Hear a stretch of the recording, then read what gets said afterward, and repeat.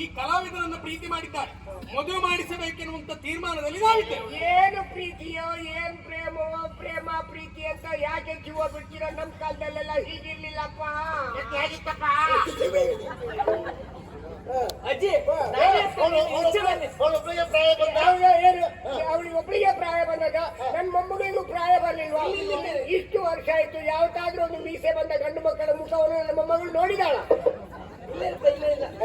ಮಾತಾಡ್ಸಲ್ಲ. ಏನ್ ಪ್ರೀತಿ ಏನ್ ಪ್ರೇಮ ಸಾಯ್ಲಿಕ್ಕೆ ನಿಮ್ಗೆಲ್ಲ? ಅಜ್ಜಿ ನೀವ್ ಇಷ್ಟ ಬಂದು ನಾನು ಹೇಳ್ತೇನೆ ಅವಳಿಗೆ. ಹೌದೇನೆ ಹೂವಿನ ಜನ್ಮಕ್ಕೆ ನಾಚಿರುವ ನಿನ್ಗೆ ಏನ್ ನನ್ನ ಹತ್ತಿರ ನೀನು, ನಿನ್ನ ತಂಗಿ ನಾನು. ನಾನೆಲ್ಲಿ ಆದ್ರೂ ತಪ್ಪು ಮಾಡಿದ್ರೆ ಹಾಗ್ ಮಾಡಿದ್ರೆ ಹೀಗಾಗ್ತದೆ, ಹೀಗ್ ಮಾಡಿದ್ರೆ ಹಾಗಾಗ್ತದೆ, ಹಾಗ್ ಮಾಡ್ಬಾರ್ದು ಹೀಗ್ ಮಾಡ್ಬಾರ್ದು ಅಂತ ನೀನ್ ಹೇಳ್ಬೇಕು. ಸರಿ ಜೋರ್ ಮಾಡಿ ಮತ್ತೆ ನಿರ್ವಹಿಸಿ ಕೌಂಟ್ ಹಾಕುದ ನಿಲ್ಸು ನೀನು. ಅವ್ಳು ನಿರ್ವಹಿಸಿ ಹೋಗ್ಲಿ, ನೀವು ತೆತ್ತಿ ಕಡೀರಿ. ನಿನ್ನ ಅಪ್ಪ ನಿನ್ ಕೈ ಕೊಡ್ತಾನ ಎಲ್ಲ ಹಚ್ಚಿ ಕೊಡ್ತಾರೆ. ಏನು ಅವಳಿಗೆ ನೀನು ಬಾಯಿಗೆ ಬಂದಾಗ ಮಾತಾಡುದಾ? ಹೌದು. ಪ್ರೀತಿ ಪ್ರೇಮದ ಕುರಿತಾಗಿ ನೀನು ಅವಳಿಗೆ ಉಪದೇಶ ಮಾಡುವುದಾ? ಮತ್ತೆ ನಾನು ಹೇಳ ಏನು ಕತ್ತಿ ಏತಕ್ಕೆ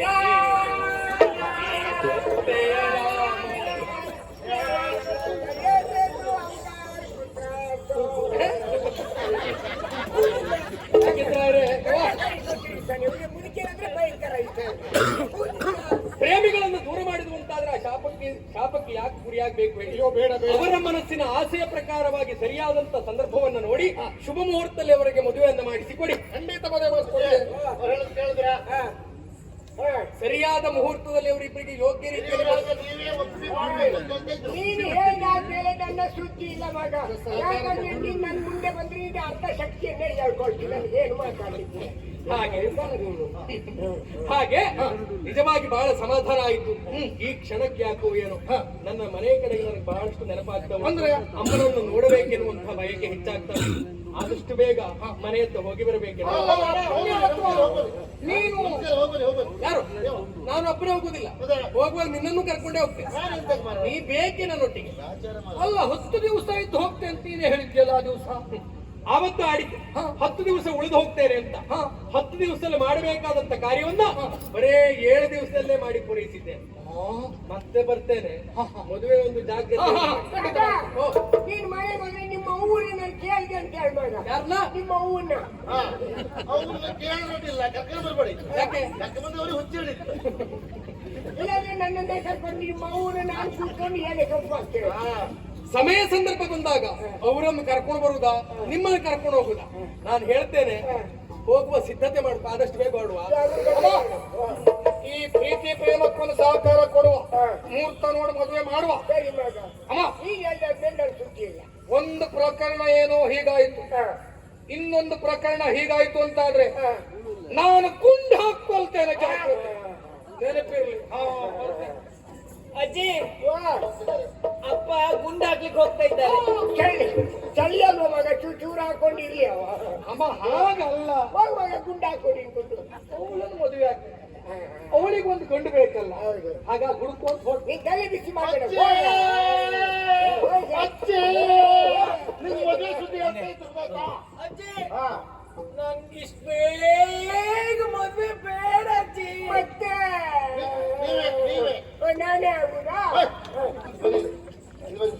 ನೀವು ಆಡುದಲ್ಲ, ವಿಷಯ ಆಲೋಚನೆ ಮಾಡಿ. ಇವಿರುವುದು ಇಬ್ರು ಹೆಣ್ಮಕ್ಳು ಹೌದಾ? ಒಮ್ಮೆ ಮದುವೆ ಮಾಡಿಕೊಟ್ರೆ ನಿಮ್ಮ ಸೇವೆ ಮಾಡ್ಲಿಕ್ಕೆ ಜನ ಇದ್ರ?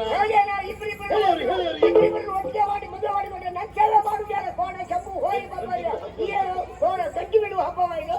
ಮಾತಾಡ್ರಿ ಒಂದೊಂದು ಸಂಬಳ ಈಗ. ಅಲ್ಲ ಅಮ್ಮ, ಎಂತ ನೀ ಹೋದ್ಮೇಲೆ ಅವಳು ಮದುವೆ? ಎಲ್ಲಿ ಹೋಗ್ತೇವೆ? ನೀನ್ ಇರುವಾಗಲೇ ಮದುವೆ ಆಗಲಿ ಅಂತ ಹೇಳುವ. ಸೇವೆ ಮಾಡಿದ ನಿಮಗೆ ಬುದ್ಧಿ ನನಗೆ ಭಾಷೆ ಆಗ್ತದೆ. ಕಾಲ ಸರಿ ಇವೆಲ್ಲ ಆಯ್ತು. ಹೇಳಿದ್ರೆ ಅರ್ಥ ಆಗೋದಿಲ್ಲ ಮಗ. ನಾನು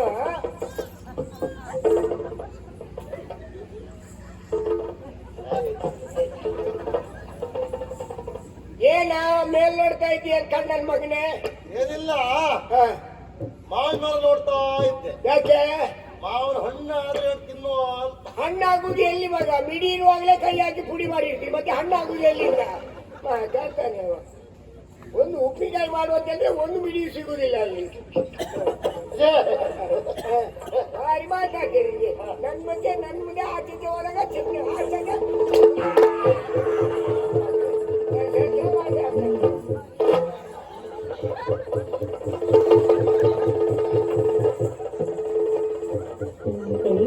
ಮೆಲ್ಲನೆ ಬಂದನೆ ರೂಪಮ್ಮ ಕೇಳಿ ಮೆಲ್ಲ ಮೆಲ್ಲನೆ ಬಂದನೆ